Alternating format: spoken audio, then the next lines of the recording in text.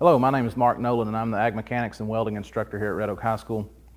As an incoming freshman, you will have the opportunity to take, how's my phone? Do we need to do it again? Sorry.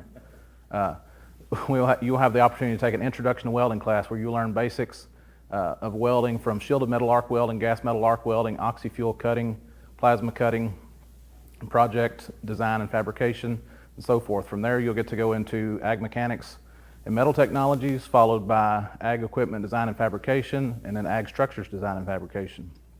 By the time you're senior, you'll be able to graduate with an AWS D 1.1 tack welder certification, as well as a D 9.1 sheet metal certification.